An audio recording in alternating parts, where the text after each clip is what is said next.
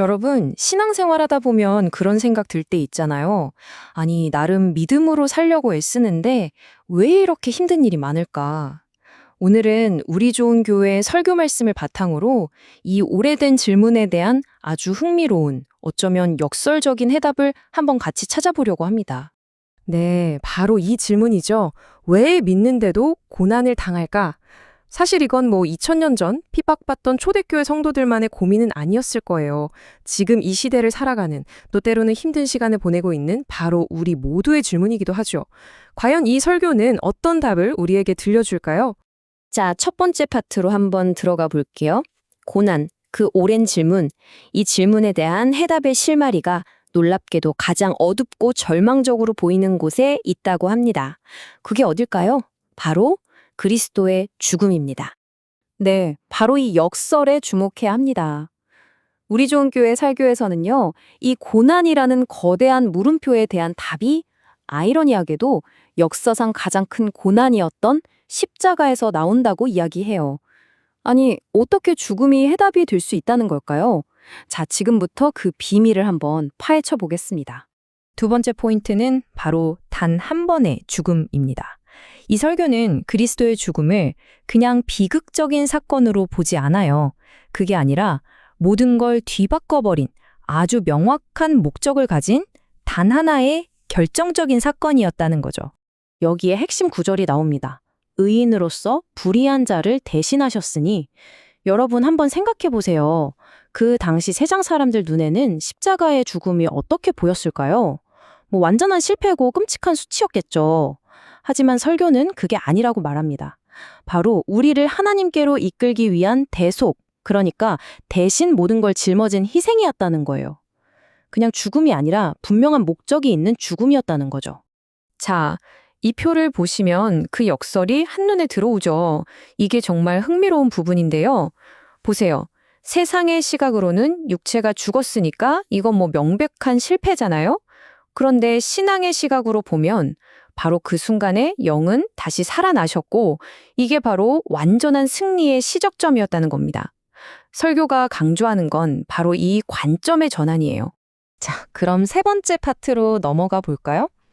그렇다면 이 승리가 어떻게 선포되었을까? 이 부분인데요. 어쩌면 성경에서 가장 해석하기 어려운 부분 중 하나일 수도 있어요.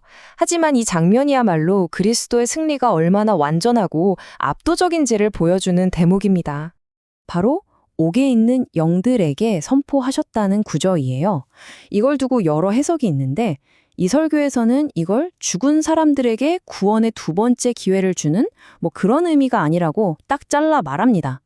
그게 아니라 죽음의 권세를 완전히 깨부수고 모든 어둠의 세력들을 향해서 이제 내가 이겼다 하고 외치는 일종의 우주적인 승리 선포식이었다는 거죠.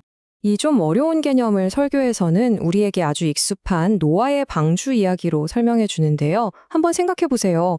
온 세상을 뒤덮었던 그 무서운 심판의 물 있잖아요.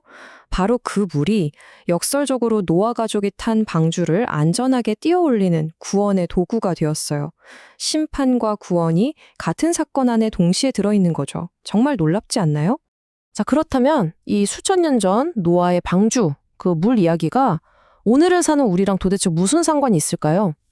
네 번째 포인트, 바로 그 연결고리가 세례에 있다고 합니다. 노아 시대의 그 물이 오늘날 우리의 세례와 이어진다는 거예요. 그러니까 노아에게 그 물이 구원의 표가 되었던 것처럼 오늘날 우리에게는 이 세례가 바로 그 구원의 표라는 거죠. 근데요, 여기서 말하는 세례는 그냥 물로 씻는 그런 단순한 의식이 아니에요. 우리가 생각하는 것보다 훨씬 더 깊은 의미가 담겨 있습니다. 이 표를 보시면 그 의미가 명확해집니다. 설교에서 말하는 세례의 핵심은요, 몸의 때를 씻어내는 게 아니라는 거예요. 그게 아니라 바로 이거예요. 하나님을 향한 선한 양심의 간구. 이게 무슨 말이냐면 하나님, 이제부터 하나님의 뜻대로 살겠습니다 라고 결단하고 약속하는 우리의 응답이라는 거죠. 자, 이제 이야기의 클라이맥스입니다. 다섯 번째 파트인데요. 그 고난을 당하고 죽으셨던 분이 지금 과연 어디서 무엇을 하고 계실까? 바로 최종 승리자의 통치에 대한 이야기입니다. 22절 말씀을 보면 그 승리의 스케일이 정말 어마어마합니다. 첫째, 하늘에 오르셨고, 둘째, 최고의 권위의 자리인 하나님 우편에 계시고, 그리고 마지막, 결정적으로 모든 천사들과 권세들, 능력들이 그분 앞에 무릎을 꿇고 복종한다는 겁니다. 이건 뭐 완전한 통치를 선포하는 거죠. 자, 그럼 맨 처음에 우리가 던졌던 질문으로 돌아가 보죠. 왜 믿는데도 고난을 당할까? 이 질문에 대한 설교의 최종적인 대답은 바로 이겁니다. 지금 내가 어떤 고난을 겪고 있든지 간에 십자가에서 가장 큰 고난을 겪고 죽으셨던 바로 그분이 지금은 온 우주 만물을 다스리는 최종 승리자이자 통치자라는 사실. 바로 그분이 내 모든 상황을 주관하고 계신다는 믿음. 이것이야말로 우리가 고난을 이겨낼 수 있는 진짜 힘이라고 이 설교는 이야기하고 있습니다. 그래서 설교는 마지막으로 우리 각자에게 이 질문을 던지는 것 같아요. 때로 내 삶이 전쟁터처럼 느껴지는 오늘, 당신의 삶을 진짜로 다스리고 있는 왕은 누구입니까? 이 질문에 대한 여러분 각자의 대답이 어쩌면 우리가 겪는 고난의 의미를 완전히 바꾸어 놓을지도 모르겠습니다.